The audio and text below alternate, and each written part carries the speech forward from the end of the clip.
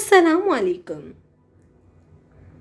Novel वो किस्मत से हारी अज़ कलम कायनात खान की ये किस्त नंबर 12 है। एरिन बेहद खौफज़दा थी। उसे ये इलाका बहुत मुख्तलिफ लगा था। मूसा कॉलोनी में डर और खौफ जैसी कोई चीज़ नहीं थी, लेकिन यहाँ हर दूसरे कोने पर एक ना एक नशई ज़रूर होता था। यह इलाका 1991 में इसी तरह के लोगों, मसलन मंशियात फरोशों, मंशियात के आदी डकैतों और तंजीमी लड़कों से भरा हुआ था। यहाँ हर तरह का जुर्म होता था। मार पीट, कत्ल व गारत, लूट मार, यहाँ ये सब आम था।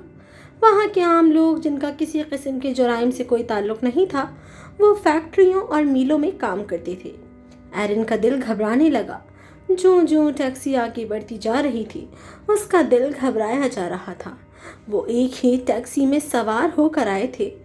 इसी में उनका सारा सामान और चीज़ें भी मौजूद थीं। और एरिन को पुराना मोहल्ला छोड़ते हुए बहुत दुख हुआ था। उसे शाकरा अम्मा और अब्बा रफ़ीक की याद ने सताया था।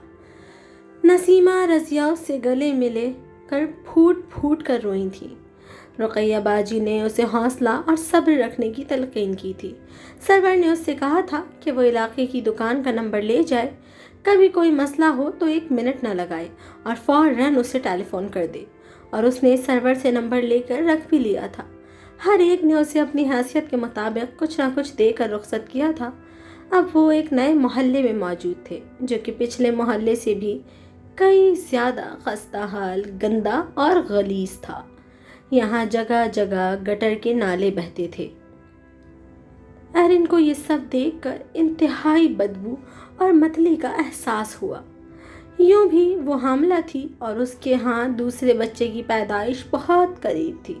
उसके लिए तमाम चीज़ें बेहद तकलीफ़ का बाइस थी। लेकिन इब्राहिम शाह ने उसके कंधे पर हाथ रख के उसे हौसला दिया। एरिन, कुछ दिनों की बात है, हम यहाँ रह लेते हैं, फिर सब ठीक हो जाएगा। मैं तुम्हें इस घर में ले जाऊंगा जिसके तुम काबिल हो।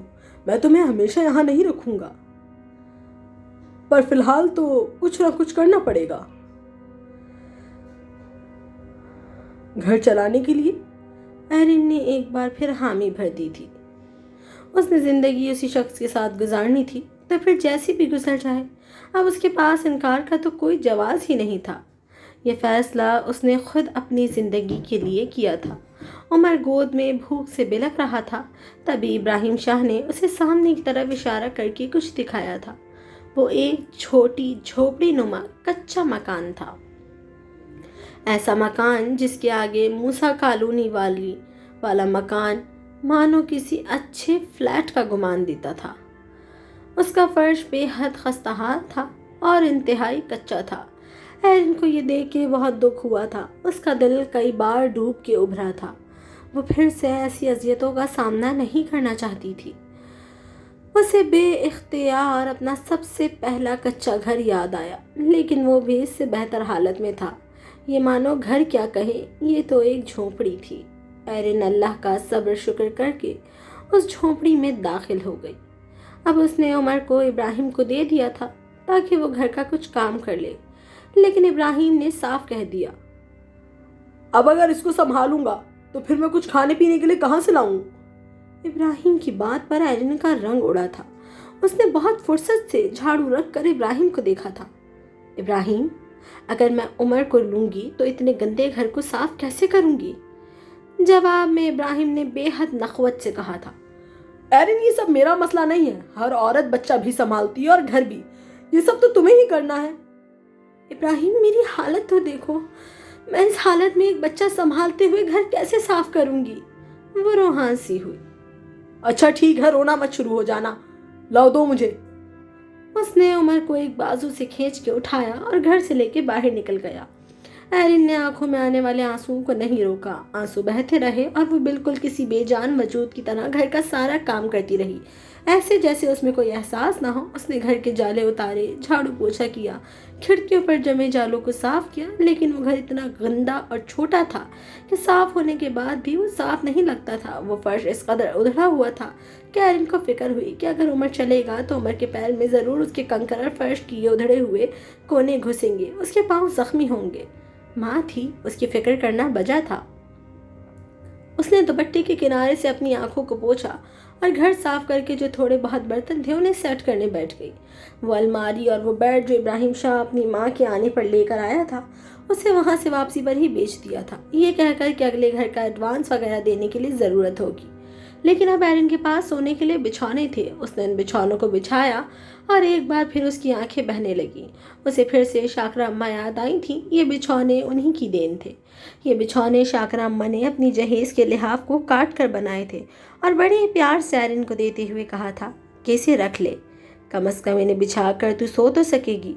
आधे घंटे बाद इब्राहिम शाह आ गया था। उमर भूख की शिद्दत से रो रो कर उसके कंधे पर ही सो गया था।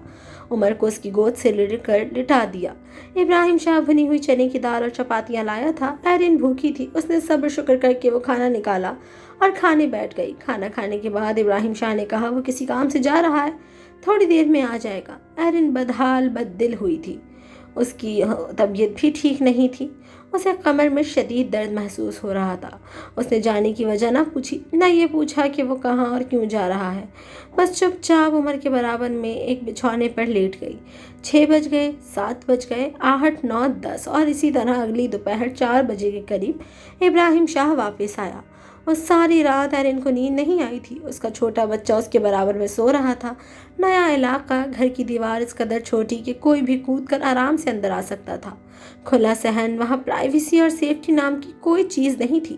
रात भर गोलियां चलने की आवाज़ें, मर्दों के बेबहाश बुलंदोबांग कहकहे, एरिन को नींद कैसे आनी थी। वो सारी रात डर और खौफ से छुटरती रही। नवंबर का महीना था, मौसम में खनकी आ चुकी थी। एरिन को डर और खौफ की शिद्दत से शदीद बुखार चढ़ गया था और अब उसे बेइंतहा सर्दी लग रही थी। नन्ना उमर बराबर में लेटा शिद्दत से रो रहा था। ठंड की वजह से उसे शदीद ज़ुकाम हुआ था। ये उमर की दूसरी ठंड थी। खुले इलाके में नवंबर की वो रातें खासी ठंडी थीं। जिंदगी में पहली बार एरिन ने वो दिन देखे थे कि जब वो बुखार में जल रही थी और उसके सामने उसका जिगर गोशा, उसकी आंखों की ठंडक, उसका फर्जंद दिलबंद, उसका पहला पहला बेटा ज़ुकाम की वजह से सही से सांस नहीं ले पा रहा था। उसका जी चाहा वो किसी तरह वापस दौड़ के अपने बाप के कदमों में चली जाए, उनसे माफ़ी मांग ले। लेकिन अगले ही लम्हे उसे ये ख्याल आया कि नहीं, वो ऐसा नहीं कर सकती। और वो ऐसा क्यों करे? आखिर इब्राहिम शाह भी तो उसी घर में उसके साथ रहेगा। इब्राहिम उससे मोहब्बत करता है, उसका ख्याल रखता है। थोड़ी परेशानी है, ये वक्त भी टल जाएगा। मगर जिस वक्त इब्राहिम घर आया था, उसने आके एरिन से एक बार भी ये नहीं पूछा था कि तुम ठीक हो, उमर ठीक है, रात को डर तो नहीं लगा, ना ही ये वजह बताई कि वो रात भर क्यों नहीं आया। वो चुपचाप सुर्ख मुतवर्रम आंखों के साथ आया और आकर बिस्तर पर लेट गया। उसका हुलिया देखकर एरिन को वहशत हुई थी। एक रात में उसका चेहरा वहशत ज़दा लगने लगा। एरिन ने खुद को 100 बहाने दिए, दिल को 1000 बार समझाया कि हो सकता है रात भर किसी काम की तलाश में हो, थकन की वजह से चेहरे का ये हाल हो। और फिर उसने ख़ुद को बुखार की हालत में ही घसीटती हुई किचन तक गई और जो थोड़ा बहुत राशन उस घर से बाल्टियों में बचा कर लाई थी, उसे उल्टा सीधा जैसा आता था वैसा पकाने की कोशिश करी। किस्मत अच्छी थी, उसने मूंग की दाल और चावल बनाए थे जो कि बहुत मज़ेदार बने थे। वो खाना भी एरिन ने ही खाया था और थोड़ा सा नन्हे उमर को खिलाया था। उमर अब मम्मा मम्मा पप्पा इतना बोलने लगा था। उसे पानी चाहिए होता तो वो मम्मम कहता, وہ زیادہ تر ایرن کے ہی قریب تھا۔ ایرن نے اسے سینے سے لگا کر پالا تھا اور اس کی ایک بہترین پرورش کر رہی تھی۔ عمر ایک متوسط علاقے میں پیدا ہوا تھا، لیکن اس کے باوجود بھی 2.5 سال کی اس عمر میں عمر کے اندر کوئی بدتمیزی، کوئی بد اخلاقی اور کوئی ایسی چیز نہیں تھی جس پر ایرن کو شرمندہ ہونا پڑتا۔ اس کے اندر ویسے ہی ٹھاٹھ اور ویسا ہی ناز تھا جیسا کہ اس کی ماں میں کسی وقت پہ پایا جاتا تھا۔ ایرن کو عمر کو دیکھ کے بار بار پیار آتا، اس کا جی چاہتا وہ اس کو خود میں بھینچ لے۔ وہ اس کا بیٹا تھا، اس کی کل کائنات۔ عمر اس کے آنسوؤں کا، اس کے رازوں کا، اس کی تکلیف کا، اس کے غم کا، ہر چیز کا گواہ تھا۔ وہ بہت چھوٹا تھا، لیکن ایرن کی خواہش تھی کہ وہ جلد بڑا ہو جائے۔ اور ایرن کے پاس باپ نہیں تھا، بھائی نہیں تھا۔ وہ یہ چاہتی تھی کہ عمر ہی اس کا باپ بنے، عمر ہی اس کا بھائی بنے، عمر ہی اس کا دوست بنے۔ ایرن باتھ روم میں تھی جس وقت ابراہیم شاہ کی آنکھ کھلی۔ وہ چپ چاپ اٹھ کے ایک بار پھر باہر چلا گیا۔ ایرن جب باہر آئی تو اس نے عمر کو اکیلے بیٹھا ہوا پایا۔ اس نے پورے گھر میں دیکھا، ابراہیم کہیں بھی نہیں تھا، اور ایرن کو ایک بار پھر گھبراہٹ ہونے لگی تھی۔ اسے رات کی وہ گولیوں کی تڑتڑاہٹ، وہ مردوں کے بلنگ و بانگ قہقہے، شور شرابہ، وہ سب کچھ یاد آ رہا تھا۔ اس کا دل بیٹھا جا رہا تھا۔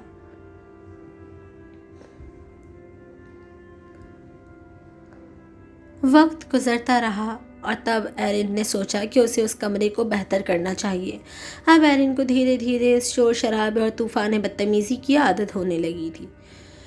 ایک دن اس نے کھڑکی سے دیکھا کہ گھر کے پچھلے حصے میں بہت سی چکنی مٹی گیلی پڑی ہے۔ اس نے آج سے پہلے یہ کام کبھی نہیں کیا تھا، لیکن جب اس نے دیکھا کہ وہ مٹی یوں ہی پڑی ہے، کسی کی ملکیت نہیں، تو حالات کی خاطر وہ گھر سے باہر نکلی۔ 2 پتیلوں میں وہ چکنی مٹی بھر کر لائی اور اس نے پورے صحن کے اس ادھڑے ہوئے فرش کو لیپنا شروع کرا۔ یوں اس نے زندگی میں پہلی بار اپنے ہاتھوں سے اپنے گھر میں چکنی مٹی کا پلستر کیا۔ ابراہیم شاہ 2 دن بعد گھر آیا تھا۔ ایرن کو لگا وہ گھر کا فرش دیکھ کے اسے داد دے گا، لیکن اس نے تو اس چیز کو نوٹس ہی نہیں کرا۔ ایرن کو اب غصہ آنے لگا تھا۔ ابراہیم شاہ بدلنے لگا تھا۔ وہ اب کئی دن اس سے بات نہیں کرتا تھا، کئی دن گھر نہیں آتا تھا۔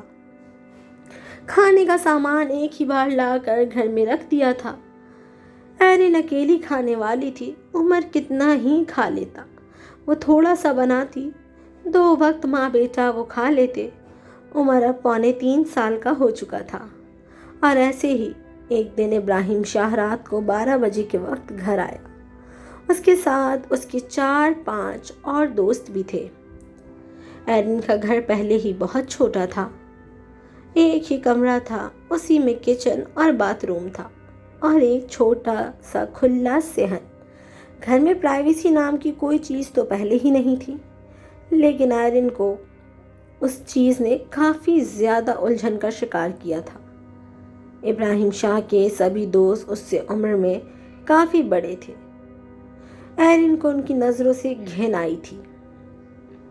گھر میں گھستے ہی ان لوگوں نے ایرن کو بے حد عجیب نظروں سے دیکھا تھا، اور آج ایرن کا دل چاہا تھا کہ وہ اس دنیا سے کہیں کسی دوسری دنیا میں غائب ہو جائے، وہ ایسے لوگوں کی نظروں سے کے سامنے نہ آئے۔ اسے بہت انکمفرٹیبل فیل ہوا تھا۔ اس نے ابراہیم کو اشارے سے ایک کمرے میں آنے کو کہا تھا۔ ابراہیم جب پاس آیا تو ایرن کے پیروں کے نیچے سے زمین نکل گئی۔ اس سے شراب کے بھپکے اٹھ رہے تھے۔ وہ انتہائی نشے میں دھت تھا کہ اس سے ٹھیک سے کھڑا بھی نہیں ہوا جا رہا تھا۔ ایرن کو لگا کہ اس نے کچھ غلط دیکھ لیا۔ اس نے اپنی آنکھوں پر یقین نہ آیا۔ اس نے اپنی آنکھوں کو بے دردی سے رگڑا تھا کہ کہیں یہ خواب تو نہیں، لیکن ابراہیم شاہ کا حال برا تھا۔ وہ کافی دنوں بعد آج گھر آیا تھا، اور اس کے وجود سے اور اس کی آنکھوں سے کوئی بھی دیکھ کے بتا سکتا تھا کہ وہ کس درجے کا نشئی ہے۔ وہ ڈرگز لیتا تھا اور اس وقت اس کے وجود سے ڈرگز اور شراب کی انتہائی غلیظ بو اٹھ رہی تھی۔ ایرن کا پورا وجود تھر تھر کانپنے لگا تھا۔ اسے اپنی آنکھوں میں نمی محسوس ہوئی۔ یکدم ابراہیم شاہ نے اسے گھرکا تھا۔ کیا مسئلہ ہے؟ خواہ میں یہاں بلا کے سارا موڈ خراب کر دیا ہے۔ اچھا بھلا دوستوں میں بیٹھا ہوں، یہ اٹھاؤ بستر یہاں سے، میرے دوست یہاں آ کے بیٹھیں گے۔ وہ اپنے دوستوں کو اپنے کمرے میں لا کر بٹھا رہا تھا۔ جیسا بھی تھا، چھوٹا تھا، کچا تھا، بھلے ہی وہاں کوئی بیڈ نہیں تھا، لیکن ایرن کے لیے وہ اس کا کمرہ تھا، اس کا بیڈ روم تھا۔ اس کا میاں ان مردوں کو وہاں بٹھا رہا تھا۔ اسے اپنے وجود میں چونٹیاں رینگتی محسوس ہوئیں۔ عمر اس وقت سو رہا تھا اور ابراہیم شاہ نے ایرن کو چائے بنانے اور کھانا بنانے کا آرڈر دیا تھا۔ ایرن اس کا چہرہ دیکھتی رہ گئی۔ ابراہیم شاہ کے کہنے پر جب وہ اپنی جگہ سے نہیں ہلی تو ابراہیم شاہ نے اسے بازو سے دبوچا تھا۔ سنائی نہیں دے رہا کیا؟ کہا ہے میں نے۔ ایرن کی آنکھوں میں بے یقینی تھی۔ اس کی آنکھوں سے آنسو بہنا شروع ہو گئے تھے۔ اس نے خوف اور ڈر کے ملے جلے تاثرات میں اسبات میں گردن کو جنبش دی اور تیزی سے کچن کی جانب بھاگی۔ گھر چھوٹا ہی تھا، کچن کمرے میں ہی سامنے موجود تھا اور اب ایرن کا کام کرنا دو بھر ہو رہا تھا۔ ابراہیم نشے میں دھت تاش کے پتے کھیل رہا تھا اور ایک کے بعد ایک سگریٹ پھونک رہا تھا۔ اس کے دوست وہاں بیٹھے ہوئے ایرن کو عجیب اور غلیظ نظروں سے دیکھ رہے تھے۔ ایرن کو پہلی بار اپنے زندہ رہنے پر افسوس ہوا تھا۔ وہ چپ چاپ لبوں کو سی کر کام کرنے لگی۔ اس کی آنکھوں سے آنسو تواتر سے بہہ رہے تھے۔ فجر کی اذانوں کے وقت اس کے وہ دوست واپس گئے تھے اور تب تک ابراہیم شاہ مکمل نشے میں دھت ہو کر آڑا ترچا سا جہاں بیٹھا تھا وہیں پڑ گیا۔ ایرن کو ساری رات بھی نیند نہیں آئی تھی۔ وہ روتی رہی، بلکتی رہی۔ بخار نے اسے پوری طرح سے توڑ دیا تھا۔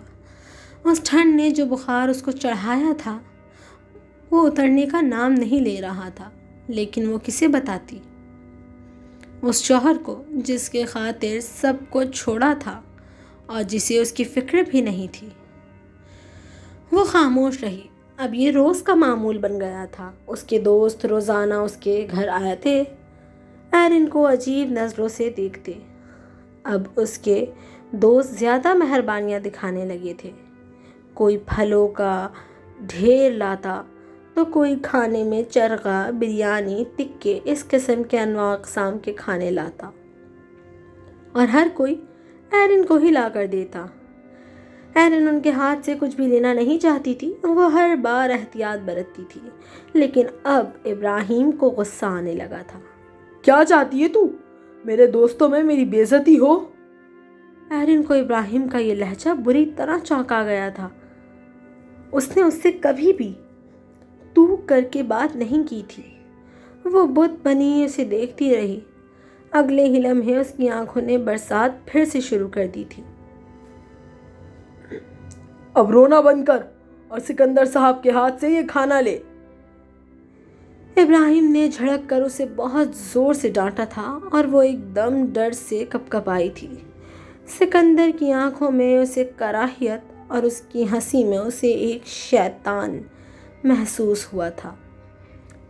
وہ جب اس سے شاپر لینے کے لیے آگے بڑھی تو سکندر نے ابراہیم کے سامنے ہی اس کا ہاتھ پکڑ کے اس کے کندھوں پر ہاتھ رکھ کر کہا، ارے گھبراتی کیوں ہو ایرن؟ ابراہیم دل کا برا نہیں ہے۔ اور ابراہیم نے تو مانو بے غیرتی کا وہ لبادہ اڑا تھا کہ اس کے پیچھے وہ ابراہیم چھپ گیا تھا جسے ایرن جانتی تھی، جس ابراہیم نے ایرن کی خاطر اس روف ٹاپ پر لڑکوں کو مارا تھا، جس ابراہیم نے اس کی جان بچائی تھی۔ ایرن کو یکدم جھرجھری آئی۔ اس نے سکندر کا ہاتھ دونوں کندھوں سے جھٹک دیا۔ وہ جلدی سے باہر صحن کی جانب بھاگی تھی اور پیچھے اس کے آوارہ دوستوں نے بلند و بانگ قہقہا لگایا تھا۔ آج بھی یہ محفل صبح فجر تک ہی جاری رہی تھی۔ فجر کے بعد وہ سب ایک بے حد غلیظ نظر آئرن پر ڈالتے ہوئے باہر نکلے تھے۔ آئرن دوڑ کر گئی تھی اور ابراہیم کے قدموں میں گر گئی تھی۔ ابراہیم، خدا کے لیے تمہیں اللہ کا واسطہ اپنے بچے کو دیکھو۔ تمہیں کیا ہو گیا ہے؟ تم یہ ڈرگز اور یہ شراب یہ سب کیا کر رہے ہو؟ ابراہیم نے اسے ٹھوکر مار کر دور پھینکا تھا۔ آئرن دور جا گری تھی۔ اس کے ہاں ولادت کا وقت نزدیک تھا، لیکن اس ٹھوکر نے اسے کچھ اور قریب کر دیا تھا۔ آئرن درد سے چیخنے اور بلکنے لگی۔ ابراہیم ایک دم جیسے کسی ٹرانس کی کیفیت سے باہر آیا تھا۔ خیر، آئرن کی حالت دیکھ کر وہ اس کو گھر میں چھوڑ کر محلے سے ایک دائی کو لے کر آیا تھا۔ درد و تکلیف میں ساری رات گزری تھی اور اگلے دن صبح 11 بجے کے قریب آئرن نے خوبصورت سنہرے بالوں، سنہری بڑی بادامی آنکھوں والی دودھیا رنگت کی مالک پیاری اور حسین بیٹی کو جنم دیا تھا۔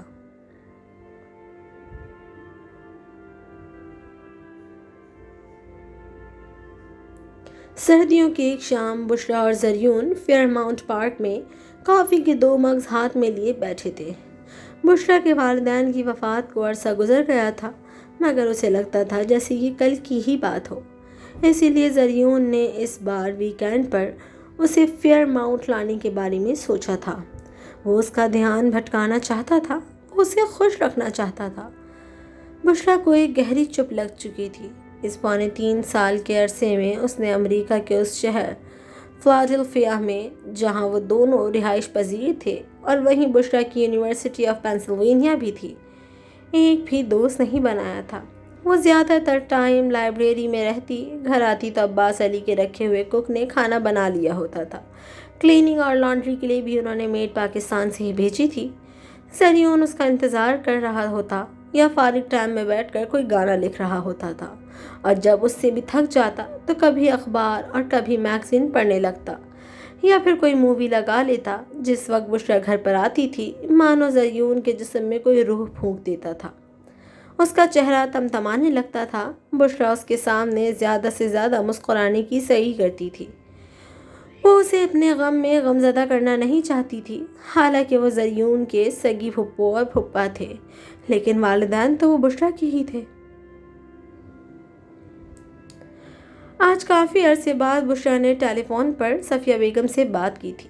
صفیہ بیگم نے اس کے لہجے میں چھپی اداسی کو محسوس کیا تھا جو وہ اپنے اندر چھپائے بیٹھی تھی۔ بشرا، میری نور نظر، میری پیاری بیٹی، تم اتنی خاموش کیوں رہنے لگی ہو؟ تم ہمارے خاندانوں کے درمیان واحد بیٹی ہو۔ تمہارا چہکنا ہم سب کو خوشی دیتا ہے، تمہاری اداسی سے دل کٹتا ہے۔ زریون تمہارے لیے بے حد پریشان رہنے لگا ہے۔ وہ بتاتا ہے تم زیادہ تر ٹائم لائبریری میں سرو کرتی ہو، گھر پر بھی تم خاموش ہی رہتی ہو۔ یہ سب کب تک چلے گا میری بچی؟ اب تمہیں زندگی کی طرف لوٹ آنا چاہیے۔ دنیا میں جو آیا ہے اسے جانا ہے۔ آپا اور بھائی صاحب کا جانا ہم سب کے لیے بھی بے حد غم کا باعث ہے، لیکن زندگی یہاں رک تو نہیں جاتی۔ تمہاری اور زریون کی شادی کو اب 3 سال کا عرصہ ہو گیا ہے۔ تم دونوں کو چاہیے کہ اب اپنے خاندان کو آگے بڑھاؤ۔ میں اور عباس صاحب بھی جانے کب تک زندہ ہیں۔ میں دنیا سے ہی ارمان لے کر نہیں جانا چاہتی کہ میں نے اپنے زریون کی اولاد نہیں دیکھی۔ تم دونوں کو چاہیے کہ اب اپنے خاندان پر فوکس کرو۔ اگلے مہینے تمہیں ڈگری مل جائے گی، بس اس کے بعد پاکستان آنے کی تیاری کرو۔ دل کٹتا ہے، یہ اتنا بڑا محل مجھے کاٹنے کو دوڑتا ہے۔ میں ملازمین کے بیچ کب تک رہوں؟ ہارون اپنے گانوں کے سلسلے میں کبھی کسی اور کبھی کسی ملک میں رہتا ہے۔ عباس صاحب بھی خاموش رہنے لگے ہیں۔ ہم بوڑھے ہو رہے ہیں، تنہائی ہمیں کاٹتی ہے۔ تم لوگ ہمارا واحد اثاثہ ہو۔ میں نے تم سے کبھی کچھ نہیں مانگا۔ تم خود کو ذہنی طور پر مضبوط کرو میری بیٹی، تمہارے آگے پوری زندگی پڑی ہے۔ تمہیں جانے کتنے رشتے نبھانے ہیں۔ تمہیں ماں بننا ہے، تمہیں دادی بننا ہے، تمہیں کتنے رشتے اور نبھانے ہیں۔ آپا اور بھائی صاحب تو چلے گئے، کل جانے ہم رہیں نہ رہیں، خاندان کو تم نے ہی آگے بڑھانا ہے۔ خود کو اداسی کے دلدل میں نہ دھکیلو میری بیٹی۔ زندگی کی طرف لوٹ آؤ، پاکستان آ جاؤ، ہمیں ایک خوبصورت سا پوتا یا پوتی دے دو۔ مرنے سے پہلے ہماری خواہش ہے کہ اس گھر کے آنگن میں ننھے بچوں کی کلکاریاں سنیں۔ تم سن رہی ہو نا میں کیا کہہ رہی ہوں؟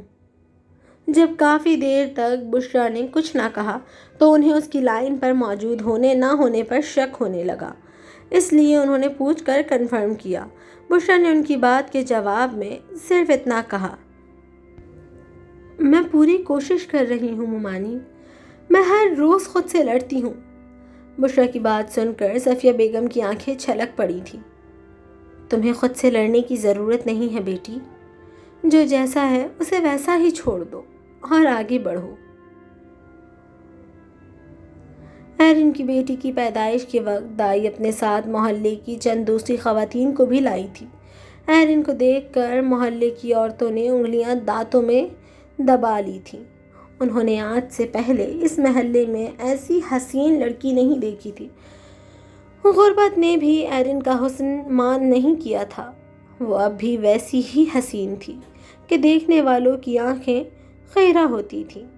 دائی کے ساتھ آنے والی خواتین اسی محلے کی تھیں، کچھ ایرن کی گلی میں ہی رہتی تھیں اور ایک دو دائی کے ساتھ ہی آئی تھیں۔ ان سب کو ایرن کی حالت دیکھ کر اندازہ ہو گیا تھا کہ وہ کس قدر مشکل دور سے گزر رہی ہے۔ اب دائی نے محلے میں جگہ جگہ باتیں کرنا شروع کی تھیں۔ ہائے ہائے دیکھو کیسی چھوٹی سی لڑکی ہے، ایسا خبیث سا شوہر ہے اس کا، تو ہر وقت نشے میں دھت رہتا ہے۔ میرے پاس بھی آیا تھا، بیچاری کو لگ رہا ہے لات وات ماری ہے، کیا کیا تھا ایسا درد سے دوہری ہو رہی تھی، بس اللہ اس کی بیٹی کے نصیب اچھے کرے، خود تو اچھے گھر کی لگتی ہے، پتہ نہیں کہاں پھنس گئی۔ محلے کی عورتیں اور دائی اب یہی باتیں کرتی تھیں۔ ابراہیم کا رویہ وقتی طور کے لیے قدرے بہتر ہوا تھا، لیکن 1.25 مہینہ ہونے کے بعد ابراہیم نے اپنا وہی روپ دکھانا شروع کر دیا تھا۔ اب ابراہیم نے ایرن کو مستقل طور پر مارنا پیٹنا شروع کر دیا تھا۔ ایرن بچوں میں لگی ہوتی، کبھی کھانا بنانے میں دیر ہو جاتی، وہ ایرن سے وجہ نہیں پوچھتا تھا، بس جاہلوں کی طرح اسے مارتا تھا۔ اب وہ اس حد تک گر چکا تھا کہ وہ 1 روپے والے گھٹیا نشے کے کیپسول بھی کھانے لگا تھا۔ ایرن کو اس سے خوف آنے لگا تھا، اسے دیکھ کر ایرن کا سانس اکھڑنے لگتا تھا، لیکن اسے ان چیزوں سے فرق نہیں پڑتا تھا۔ جنوری کی وہ ٹھنڈی ٹھار رات تھی جب تیز طوفانی بارش تھی۔ یہ بے موسم بارش تھی، بالکل اسی طرح جس طرح بے وجہ ایرن کی آنکھیں اب ہر وقت بہتی تھیں۔ ابراہیم کے دوست ابراہیم کے ساتھ اس کے گھر پر آئے تھے۔ ابراہیم کے دوستوں نے ایرن سے بدتمیزی کرنے کی کوشش کی تھی، جس پہ ایرن نے بے حد ہمت مجتمع کر کے انہیں جھڑک دیا۔ ابراہیم کو ایرن کا یہ رد عمل خاصا برا لگا۔ اس نے ایرن کو بے تحاشا مارا، اسے مار مار کے لہو لہان کر دیا، اس کے کپڑے جگہ جگہ سے پھاڑ دیے اور اسے بالوں سے گھسیٹتا ہوا گلی میں لے آیا۔ گلی میں لا کر اسے اور اس کے دونوں بچوں کو وہیں اس کے اوپر پھینک دیا۔ اب ایرن تیز ٹھنڈی بارش میں ٹھٹر رہی تھی، اس کے بدن پر کپڑے بھی نہ ہونے کے برابر رہ گئے تھے۔ اس کے شوہر نے اسے بے حد مارا تھا، لیکن اس حال میں بھی اسے اپنے بچوں کی فکر تھی۔ تبھی اس محلے میں رہنے والی ایک اماں، جنہیں لوگ اماں شاہدہ کہتے تھے، وہ اور ان کے شوہر کو بابا غفور، ان کے بچے جوان تھے اور سب الگ الگ گھروں میں رہتے تھے۔ وہ اماں اپنے گھر سے دوڑ کر ایک پرانا کمبل لے کر آئیں، ایرن کے پاس بھاگی تھیں۔ ایرن اور اس کے بچوں کو اس کمبل میں چھپا کر اپنے گھر میں لے گئی تھیں، اور یہ تو صرف ایرن پر ہونے والے مظالم کی شروعات تھی۔ ایرن کی بیٹی کو نمونیا ہو گیا تھا، جبکہ بڑے بیٹے کو شدید بخار تھا۔ ایرن کو بھی بخار سے کپ کپی ہو رہی تھی، مگر اسے اپنی فکر کہاں تھی۔ وہ زاروں قطار روئے جا رہی تھی۔ رات سے اب تک ایک لمحے کے لیے بھی اس کے آنسو نہیں رکے تھے، اور اس کی اس حالت نے اماں شاہدہ اور ان کے شوہر کے دل کو کاٹ کے رکھ دیا تھا۔ ایرن ساری رات زاروں قطار روتی رہی، لیکن اس نے کسی کو کچھ نہ بتایا۔